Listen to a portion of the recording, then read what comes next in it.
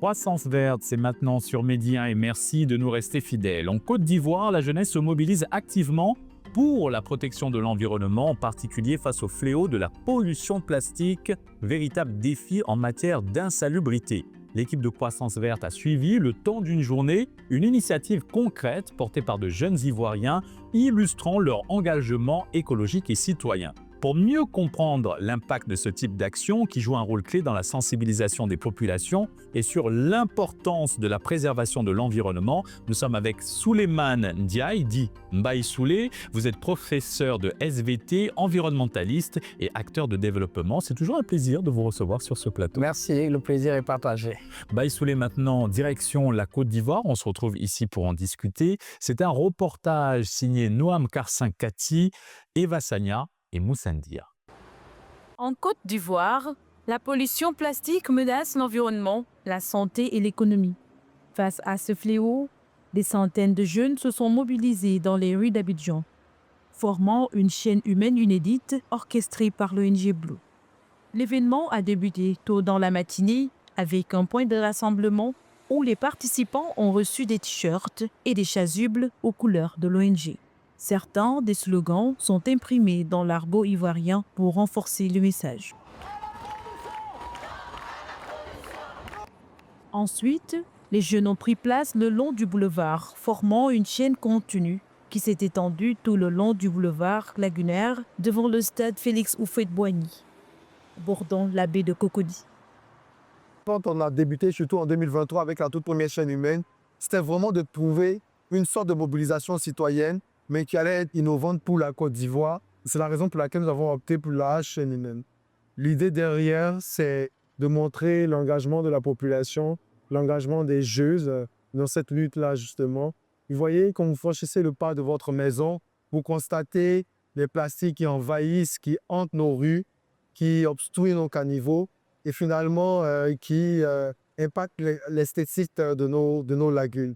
Nous avons décidé de nous engager, justement, que sensibiliser la population déjà, afin que nous puissions avoir des comportements plus responsables, afin que nous puissions avoir de nouvelles habitudes. Ne plus jeter les déchets dans la rue, mais plutôt les tenir jusqu'à ce qu'on couvre une poubelle à proximité. Les sacs plastiques mettent des centaines d'années à se dégrader et polluent durablement nos écosystèmes. Malgré son interdiction depuis 2013, la Côte d'Ivoire peine à se débarrasser de ces déchets qui envahissent les rues, marchés et lagunes. Chaque année, des milliers de tonnes de plastique finissent dans la nature, mettant en danger la faune, la flore et la santé des populations. On ait un peu plus de respect sur le décret de 2013 portant interdiction de la production et de la détention des plastiques à usage unique dans du sachet, plastique également. Mais surtout, qu'on ait des populations plus avisées qui font attention à leurs gestes et qui prennent le soin de mettre le déchet à la poubelle. C'est vrai que parfois, vous dites qu'il n'y a pas de poubelle, et c'est vrai, on peut le constater, qu'il n'y a pas de poubelle à toutes les rues, à tous les carrefours, mais pensons à notre environnement. Lorsque nous décidons de jeter notre déchet par terre, ces déchets se retrouvent dans le caniveau, du caniveau à la lagune, et il suit son parcours et il se retrouve à la mer. Bon, au-delà de cela, quand il est dans le caniveau, il bouche les caniveaux, ça crée les inondations, le paludisme et toutes les maladies tropicales, peut-être la fièvre typhoïde que nous connaissons. Donc, préservons notre environnement ou préservons notre santé. Plus de 2500 jeunes sont venus de toutes les communes d'Abidjan. Un symbole fort pour interpeller la société et les autorités. Ces jeunes proposent la politique du pollueur-payeur, encourageant le recyclage et l'utilisation des sacs réutilisables. Ils se sont exprimés de diverses manières, pancartes, banderoles, déguisements en homme poubelle, pour dire non à la pollution de l'environnement par les déchets plastiques. Je suis jeune motivé pour la lutte contre la pollution de l'environnement. Effectivement, c'est un combat qui me tient vraiment à cœur parce que la pollution de l'environnement est un phénomène qui est plus que physique. C'est un phénomène qui est mental. Il faut vraiment que ça change. Donc non à la pollution. On est là ce matin tous réunis pour sensibiliser le maximum de personnes contre la pollution. Donc on dit non à la pollution. Je pense qu'il faut prendre de grandes décisions parce que c'est l'image du pays, comme je l'ai dit, c'est l'image du pays qui est vraiment montrée comme une décharge en fait. Il faut vraiment qu'on leur montre, il faut qu'on leur parle, il faut qu'on leur dirige vraiment vers ce qui est bon. Avec des actions comme voilà pour la sensibilisation, comme ce qu'on est là faire aujourd'hui. Le fait de jeter les déchets dans la rue, c'est ça qui m'a donné cette idée de transformer un homme poubelle pour choquer aussi toute la population. Voilà. Parce que quand je porte ça et je sors dans la rue, il y a des gens qui veulent fuir, ils me voient en gagamou, alors que c'est eux-mêmes qui ont causé ça.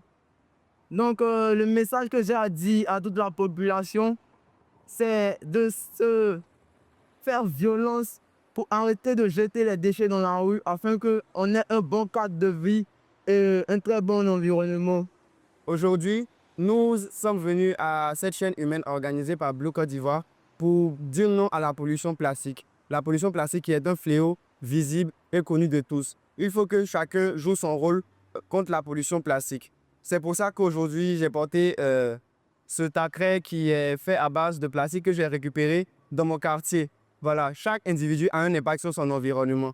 Et aujourd'hui, je suis fier de dire que je porte ma pollution, je porte ta pollution et je porte la pollution de tout le monde. Une manière pour moi de sensibiliser et de dire non à la pollution plastique.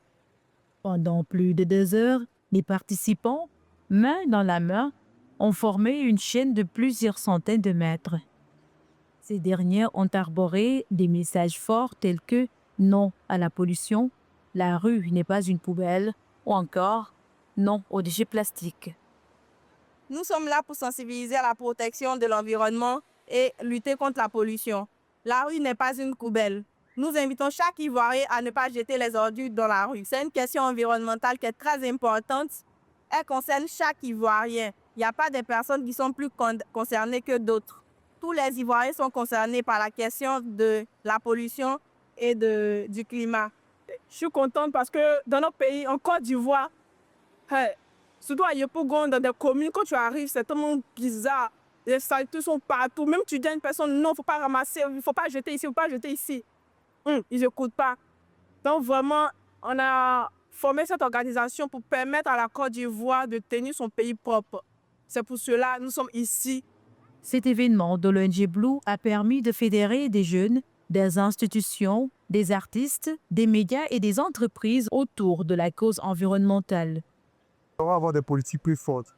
On plaide pour l'instauration de la vidéo-verbalisation contre le jet des déchets à partir des véhicules.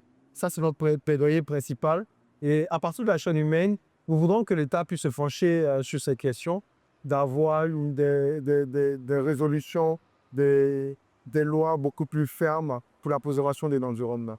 Des jeunes mobilisés pour la lutte contre la pollution et plus particulièrement le plastique en mer et en général dans la vie de tous les jours. Le message, c'est qu'en fait, les élus et en fait, les jeunes puissent sensibiliser. Donc, à notre niveau, c'est sensibiliser nos populations pour dire que la pollution plastique, c'est aujourd'hui qu'il faut lutter pour avoir des territoires plus sains demain. Donc, on est là pour les accompagner. Et en fait, c'est la jeunesse, c'est les dirigeants de demain. Donc, c'est comme si, au fait, aujourd'hui, avec la jeunesse, on pense à demain. Plusieurs ONG partenaires ont également pris part à l'événement, ce qui témoigne d'une forte collaboration entre acteurs engagés dans la lutte contre la pollution plastique. Nous nous sommes rassemblés avec d'autres organisations de jeunesse, justement, parce que nous inspirons beaucoup de l'ODD 417. L'ODD 17 est très important, partenariat pour l'atteinte des objectifs. Ils sont aussi ce que montre la chaîne humaine, c'est tous les maillons de la chaîne, c'est-à-dire chaque personne prise singulièrement qui pourra avoir un impact. Donc nous avons associé toutes les organisations de jeunesse qui partagent cet objectif à nous rejoindre afin que nous puissions dire non à la pollution plastique. C'est 2500 personnes l'objectif de cette chaîne humaine. 2500 personnes qui se tiennent main dans la main, 2500 personnes qui se disent non à la pollution plastique. Il faut dire que la question de protection de l'environnement, c'est une question, on va dire, une thématique un peu nouvelle pour nous les Africains parce que ça ne faisait pas partie de notre habitude.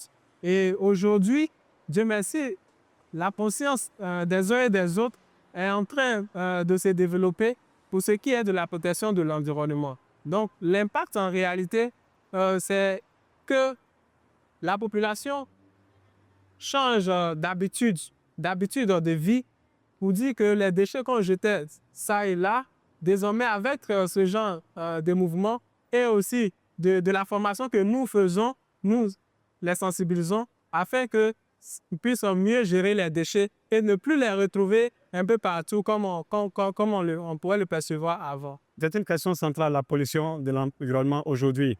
Toute la communauté internationale, toutes les structures que vous avez autour de vous, les structures financières, les gouvernements du monde entier se mobilisent pour combattre la pollution de l'environnement, surtout par rapport aux effets du réchauffement climatique qui se font sentir un peu partout sur la planète. L'Afrique n'est pas en reste, la Côte d'Ivoire n'est pas en reste. Nous sommes venus à cette activité pour montrer notre engagement et l'engagement de toute la jeunesse ivoirienne pour lutter contre la pollution de l'environnement et particulièrement contre la pollution plastique en Côte d'Ivoire. La chaîne humaine organisée par l'ONG Blue est bien plus qu'un simple rassemblement. C'est un symbole puissant de l'engagement des jeunes Ivoiriens pour la protection de leur environnement. En unissant leurs forces et leurs voix, ils envoient un message clair à la société et aux décideurs. La lutte contre la pollution plastique est une urgence qui nécessite une action collective, déterminée et durable. Cette initiative illustre comment la mobilisation citoyenne peut devenir un moteur de changement positif pour la planète. Et nous sommes de retour sur le plateau de Croissance Verte avec Mbaye Soulé. Vous êtes professeur de SVT, environnementaliste et acteur de développement. Et quelle action menez-vous à votre niveau pour la préservation de l'environnement? Oui, nous, les actions que nous menons par rapport à la préservation de l'environnement, c'est d'abord de conscientiser, de sensibiliser les populations. Parce que c'est hyper important que les populations sachent que le plastique, c'est un fléau qu'il ne faut pas déplacer, que nous-mêmes, nous devons assumer. Parce qu'il y a des gens qui se sont trompés en créant cette matière qui, comme je disais tout le temps, qu'il ne faut pas déplacer. Donc, à notre niveau, ce que nous faisons, c'est d'abord de chercher à faire comprendre les populations sur le danger qu'ils ont à ne pas prendre en compte ce plastique qui, à la longue, va, comment vais-je dire, impacter même leur santé, impacter leur vie quotidienne, impacter l'économie, impacter d'autres choses parce qu'on parle de changement climatique et le plastique participe à ces gaz à effet de serre qui sont en train de détruire la couche d'ozone. Au-delà de cette sensibilisation, quelles sont les actions que vous menez sur le terrain? Oui, sur le terrain, c'est comme l'organisation là, ONG Blue est en train de faire, c'est-à-dire des plaidoyers à travers, comment vais-je dire, les acteurs concernés par rapport à ce fléau. D'abord, à part ces plaidoyers, il y a des actions de ramassage, de valorisation par rapport à ça. Au Sénégal, il existe une loi interdisant les emballages plastiques, mais dans les commerces, beaucoup utilisent encore ces mêmes sachets. Selon vous, qu'est-ce qui justifie cela? Pourquoi cette loi n'est-elle pas vraiment effective? En fait, cette loi, qui est la loi 2020-04, cette loi n'a pas encore de décret d'application. Et les acteurs se sont battus pour avoir cette loi. Mais après, ils ont vu qu'il y a eu des failles. Et que ces failles-là, ces entreprises ou bien ces capitalistes, je vais dire, en ont utilisé pour pouvoir se mettre au-dessus de cette loi. Maintenant, on attend aux autorités de pouvoir reprendre tous ces contours pour regrouper les acteurs concernés, parce qu'il y a une coalition qui s'appelle And Xeex Plastique, donc c'est-à-dire Ensemble pour la lutte contre le plastique. Ces acteurs-là sont en train de se remobiliser pour revoir comment rebâtir cette loi, pour la renforcer et enfin, je pense que les autorités vont suivre pour mettre le décret d'application. Selon vous, les usagers des emballages plastiques sont-ils suffisamment sensibilisés quant à l'usage des emballages réutilisables ou autres sachets biodégradables? Pas suffisamment sensibilisés pour moi. Parce qu'en fait, si vous comprenez l'impact que ça peut jouer sur votre santé, l'impact même, je vais dire, par rapport à votre croyance, personne ne va vivre 250 ans, personne ne va vivre 400 ans. Et le plastique va demeurer ici et continuer à ravager l'écosystème, ravager la biodiversité. Et personne ne veut pas être dans sa tombe et le plastique qu'il a jeté par terre lui dit que mon cher, je suis toujours là, je suis en train de détruire la planète. Donc ça veut dire que les gens ne comprennent pas même l'enjeu par rapport à cette pollution plastique. En tant que professeur de SVT, comment abordez-vous cette problématique avec vos élèves? Quelle méthode pédagogique privilégiez-vous? Oui, c'est en touchant leur sensibilité. Moi, j'aime bien lorsque je partage sur ces questions de toucher la sensibilité de la personne. C'est-à-dire, des fois même par rapport à sa croyance, pour lui dire qu'en fait, il faut réfléchir. Ce plastique-là que tu jettes, ou bien l'achat que tu fais qui n'est pas responsable, tu achètes un sachet d'eau, 5 minutes après, tu lances ça. Et ce sachet-là va faire presque 150 ans. Et lorsque ça se désintègre, ça affecte les planctons. Et lorsque ça affecte les planctons, ça suit toute la chaîne alimentaire. Et ça revient vers toi. Donc, c'est ma pédagogie un peu. C'est-à-dire, toucher la sensibilité de ces jeunes. Leur permettre à pouvoir réfléchir pour se dire qu'en fait, oui, c'est vrai. Donc, qu'est-ce qu'il faut faire? Il faut des citoyens qui sont éco-responsables. Maïsoulé, en quoi l'engagement des jeunes dans des initiatives comme celle que nous venons de suivre avec nos reporters à Abidjan peut-il transformer les comportements de consommation de plastique au sein des communautés? Oui, parce qu'en fait, on voit qu'en Afrique, la majeure partie des choses qui se sont créées, c'est parti des jeunes. Donc, c'est hyper important que la jeunesse soit consciente de l'enjeu même que le plastique est en train de détruire notre écosystème. Le plastique est en train comment dire, de dérégler beaucoup de choses qui étaient en fait les bases même de l'écosystème. Donc, c'est hyper important que des jeunes se positionnent comme rempart pour pouvoir sensibiliser, pour pouvoir aussi faire le plaidoyer. Parce qu'il faut un plaidoyer très fort. Parce que ces capitalistes-là ne vont jamais laisser comment dire, leur profit par terre. Justement, comment renforcer la responsabilisation des entreprises productrices de plastique dans la gestion de leurs déchets? Oui, parce qu'en fait, cette question-là, elle est pertinente. Vous savez pourquoi? Parce que pas mal de structures, donc j'ai fait le constat depuis presque 2 ans, pas mal de structures essaient maintenant d'essayer de faire la gestion de leurs déchets. C'est-à-dire ils font appel à d'autres structures qui sont dans le domaine pour qu'ils puissent leur gérer leurs déchets. Mais ça reste, c'est presque 2%, je vais dire.